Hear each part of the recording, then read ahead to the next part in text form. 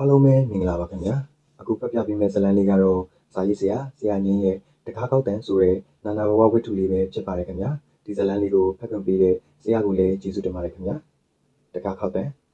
တယောက်တည်းနေထိုင်ခြင်းဆိုတာတခါတလေလွတ်လပ်မှုတစ်ခုလို့ထင်ရပေမဲ့တခါတလေကျတော့အထီးကျန်ခြင်းရဲ့နောက်ထပ်အမည်တစ်ခုပါပဲအထူးသဖြင့်သင်ဟာတစ်ချိန်ကပျော်ရွှင်စရာကောင်းတဲ့မိသားစုဘဝကိုပိုင်ဆိုင်ခဲ့ဘူးသူဆိုရင်ပေါ့ကျွန်မဒီအကြောင်းကိုကောင်းကောင်းသိပါတယ်ကျွန်မတယောက်တည်းနေထိုင်လာတာ9 နှစ်ကျော်ပါပြီကျွန်မနာမည်ဒေါ်ခင်ခင်ထွေးပါအသက်က48နှစ်ရန်ကုန်မြို့အနောက်ပိုင်းအင်းစိန်မြို့နယ်ရွှေမင်္ဂလာတိုက်ခန်းရဲ့တတိယထပ်မှာနေထိုင်ပါတယ်ကျွန်မတို့မိသားစုကအရင်ကအရန်ပျော်ရွှင်စရာကောင်းခဲ့တာပါကျွန်မရဲ့ခင်မွန်းဖြစ်သူဦးတန်းထွန်းကအင်းစိန်မြို့နယ်မှာ DSC ပစ္စည်းတိုင်းတစ်ခုဖွင့်ထားတယ်ဆိုင်ကတိမ်ကြီးပင်မဲ့ဝင်ငွေကောင်းတယ်သူကအလုပ်ကြိုးစားတယ်အင်ကိုလည်းကျူးဆိုင်တယ်ကျွန်မတို့ရဲ့သားသမီး2ယောက်ကိုလည်းအရန်ချစ်ပေးတယ်တာကြီးမောင်ရဲထွန်းအောင်ကအခုစင်ကာပူမှာအင်ဂျင်နီယာအလုပ်လုပ်နေတယ်သူကငငယ်လေးကစာတော်တယ်လိမ့်မာတယ်ရန်ကုန်နည်းပညာတက္ကသိုလ်ကနေဝေးရပြီးတော့စင်ကာပူကိုအလုပ်သွားလုပ်တာသမီးငယ်မဖြူဖြူတွေကအခုထိုင်းနိုင်ငံမှာဟိုတယ်မန်နေဂျာအလုပ်လုပ်နေတယ်သူကငငယ်လေးကချော်မောပြီးစကားပြောကောင်းတယ်အဝတ်ကြည်သွင်းတယ်ဒါကြောင့်ဟိုတယ်လုပ်ငန်းကိုဝါသနာပါတ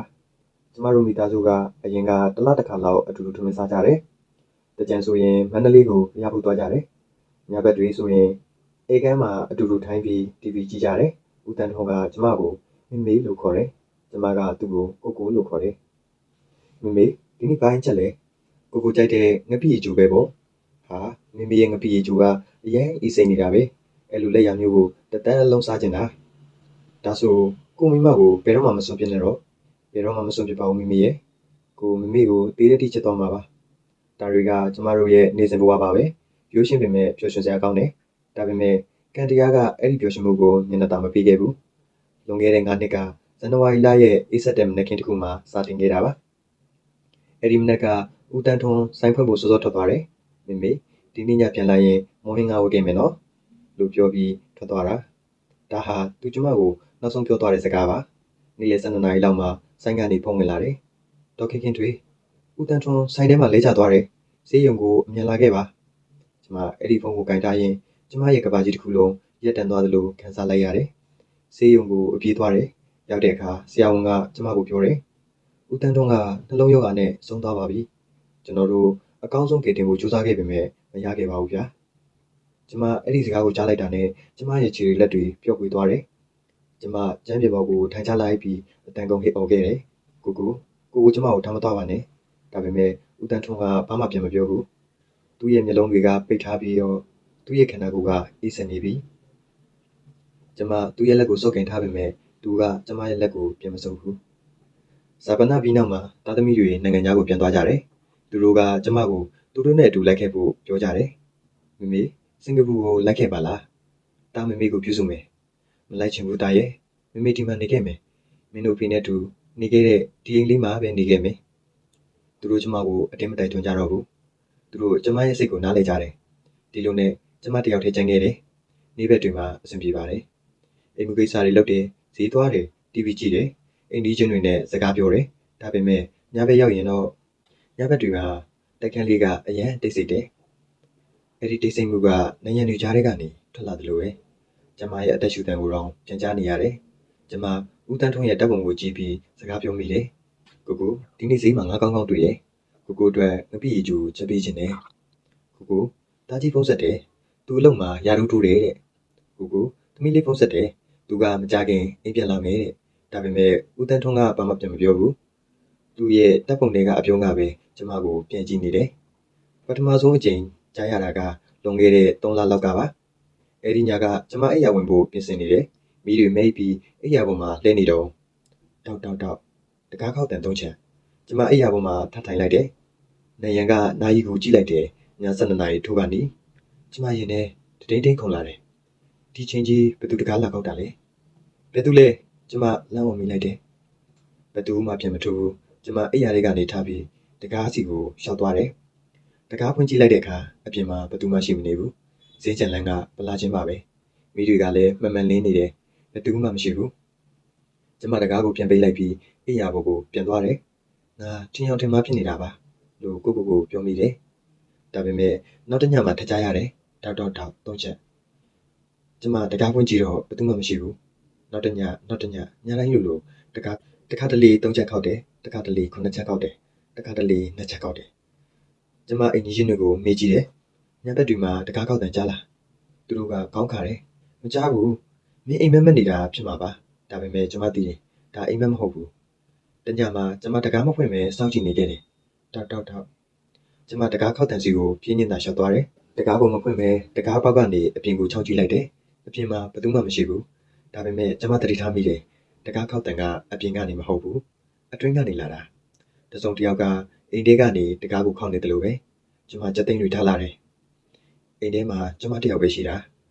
နောက်တစ်ညမှာကျမမခံနိုင်တော့ဘူးတကားခောက်တန်ကြားတဲ့အခါကျမတကားကိုမဖွင့်ပဲဘယ်သူလဲလို့မေးလိုက်တယ်အပြင်ကနေအတန်တခုထွက်လာတယ်ကျွန်တော်အိမ်ပြန်လာပါပြီကျမရင်ထဲသွေးတွေအေးခဲသွားတယ်အဲ့ဒီအတန်ကကျမရဲ့ခင်မုန်းဖြစ်သူဦးတန်းထွန်းရဲ့အတန်ပါလွန်ခဲ့တဲ့9နှစ်ကတေးဆုံးသွားခဲ့တဲ့ဦးတန်းထွန်းရဲ့အတန်ပါကျမတကားကိုဖွင့်လိုက်တယ်အပြင်မှာဘယ်သူမှမရှိဘူးဒါပေမဲ့ကျမခံစားလိုက်ရတယ်တစုံတစ်ယောက်ကကျမရဲ့အနားကိုဖြတ်ပြီးအိမ်ထဲကိုဝင်သွားသလိုပဲအေးဆက်တဲ့လေတစ်ချမ်းလိုးဝင်လာတယ်ပြီးတော့အိမ်ခန်းထဲမှာဦးတန်းထွန်းသုံးလေးရှိတဲ့ရေမွေးနဲ့တင်ပြန်လာတယ်ကိုပြန်လာတာတကယ်လားဘယ်သူမှပြန်မထူးဘူးဒါပေမဲ့ကျမသိတယ်သူရှိနေတယ်အဲ့ဒီညကစပြီးကျမတကားကိုညာတိုင်းလိုဖွင့်ထားတယ်ပြီးတော့အိမ်ခန်းထဲမှာဦးတန်းထွန်းအတွက်ထမင်းပကံတကန်တစ်လုံးအပူပြင်ပေးထားတယ်မနေ့ရောက်တဲ့အခါအဲ့ဒီပကံတွေကထမင်းတွေပြောင်းနေတတ်တယ်ကျမပြောတယ်ဘာလို့လဲဆိုတော့ကျမယောက်ျားပြန်လာပြီလေညတိုင်းကျမသူနဲ့အတူထမင်းစားတယ်သူ့ကိုတနေ့တာဖြစ်ခဲ့တဲ့မြောက်ကိုပြောပြတယ်ကိုဒီနေ့သားကြီးဖုန်းဆက်တယ်သူမကြခင်အိမ်ပြန်လာမယ်တဲ့ကိုသမီးလေးဖုန်းဆက်တယ်သူအလုံးမှာ employee of the month ရတယ်တဲ့သူကဘာမှပြန်မပြောပေမဲ့ကျမသိတယ်သူနားထောင်နေတယ်သူကျမနဲ့အတူရှိနေတယ်အင်းဒီကျွန်းတွေကကျမကိုစိုးရိမ်လာကြတယ်အထူးသဖြင့်ဘေးခန်းကဒေါ်စတန်းမြင့်ပေါ့သူမကကျမထက်အသက်နည်းငယ်ကြီးပြီးကျမကိုအမြဲကြည့်ဆိုင်တတ်တယ်ဒေါ်ခင်တွေမင်းဘာတွေဖြစ်နေရလဲညဘက်တွေဆိုမင်းတယောက်တည်းစကားတွေပြောနေတာကြားရတယ်ကျမပြုံးပြီးပြန်ပြေးလိုက်တယ်ကျမတယောက်တည်းမဟုတ်ပါဘူးကျမယောက်ျားပြန်လာပါပြီဒေါ်စတန်းမြင့်မျက်နှာကဖြူရိုးသွားတယ်မင်းဘာတွေပြောနေရလဲဦးတန်းထုံးကတည်သွားတာ9နှစ်ရှိပြီလေဟုတ်တယ်ဒါပေမဲ့သူပြန်လာပြီညတိုင်းသူကျမနဲ့အတူရှိတယ်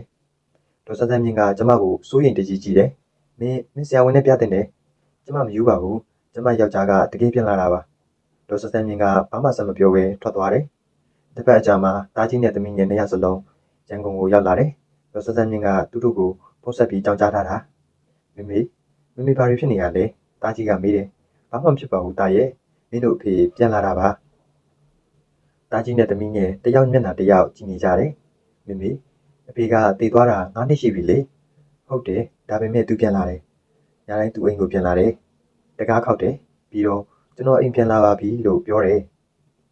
သမီးငယ်ရဲ့မျက်လုံးတွေထဲမှာမျက်ရည်တွေဝဲလာတယ်မမေအဲ့ဒါအဖေမဟုတ်ဘူးမမေရဲ့စိတ်ကဖန်တီးထားတာဟုတ်ဘူးမမေသိတယ်အဲ့ဒါမင်းတို့အဖေတကယ်ပါ